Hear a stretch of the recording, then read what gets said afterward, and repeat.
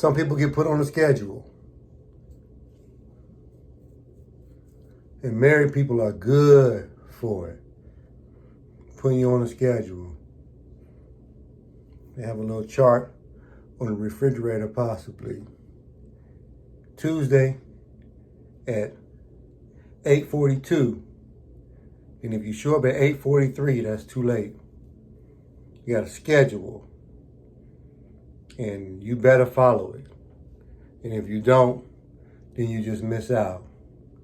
Like a roller coaster ride or something at one of the amusement parks. In regular relationships, it's still a schedule as well.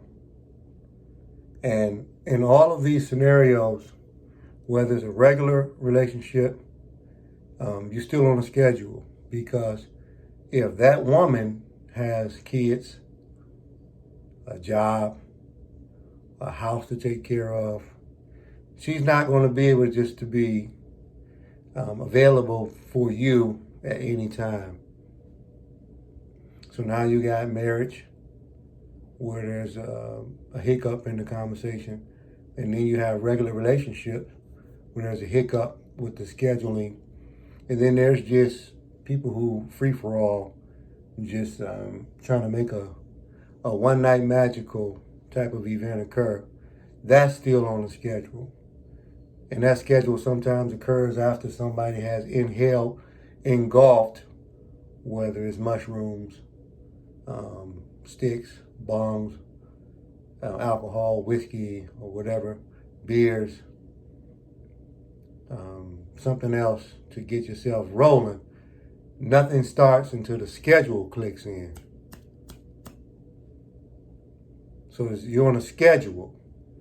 And if you are, most of the violation, if it's possible, the violation comes from the man.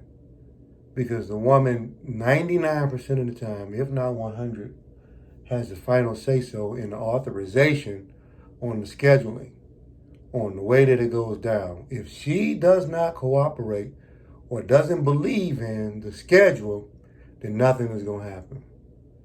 Anything past that is force, and that's a prison or a death sentence.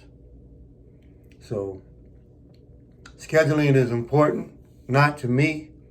I think spontaneity is the best, letting it ride, letting it flow, but having an understanding that when the moon, the stars, and everything line up, we as two adults in a consenting profession manner are going to allow the schedule to be inked out in a certain way where the championship is won regardless. Now that's great scheduling. Love y'all.